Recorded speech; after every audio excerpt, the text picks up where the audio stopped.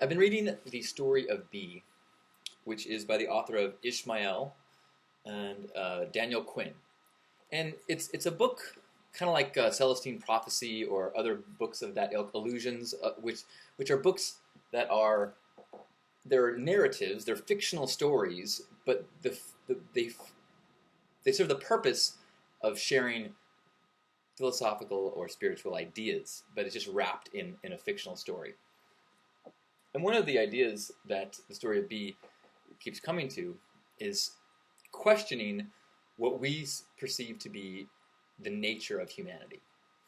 That we see culture, societies, the current state of humanity as this progress-oriented, manifest destiny, um, technologically surging thing. And it's almost like it's inevitable that we just, we conquer the earth and we take from it and we conquer.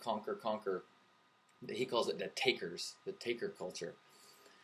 And, this is a fictional book, so I haven't done the research as to some of the examples and things, but he talks about how we tend to think of humanity beginning with the beginning of societies in Mesopotamia and things like that.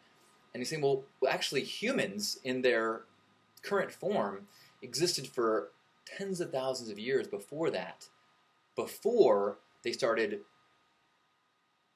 agriculture. We were hunter-gatherers for a very, very, very long time, basically living in harmony, in the same way that every other creature on the planet does. And it was at this point of starting to shape the land that something changed. And since I've been reading that, or since I read that, I started to it puts into place some of the other ideas we talked here about, like that, in the Matrix when he says, when Agent Smith says that humans are more like a parasite or a virus, they kill their host in some ways, which is what we're basically making our host planet sick because we're out of balance. And so I'm starting to see every structure, every, almost as like these pustules and growths and cancers growing on the planet. And that it's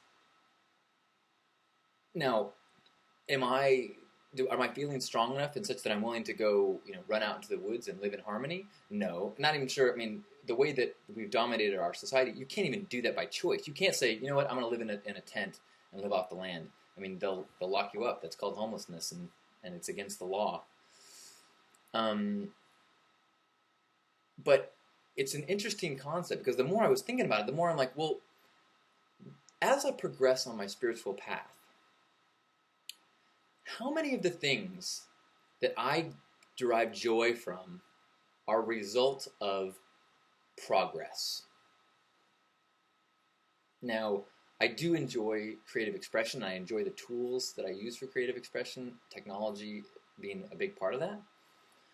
But it's the expression that brings me joy. It's not the conquering aspect. It's not, and the things like love and connection and oneness and the true joy and peace that we feel are from the same things that would be present if we had none of the technology stuff. If we lived in a cave, it would still be the family unit, the friends, the expression, the creativity, the love. It would be the same things. The technological advances, the conquering of the earth, did not aid any of that. In fact, they do these studies about as technology makes our life easier, we actually are less satisfied. We have less free time. So it's kind of this, I'm kind of having a whole head whoom. Where suddenly people like the Unabomber don't seem so crazy. And the society, culture, humanity as it is, has been so, the virus of growth and progress and taking is so prevalent that we don't even realize that there are other options. We think that's what humans are. Now, can you shed that virus? Don't know. As an individual, can you shed it? Don't know. But I think as just being aware of it, then suddenly the socialized values and the socialized goals become less attractive, and you can refocus on the goals or present moment that is so rich already.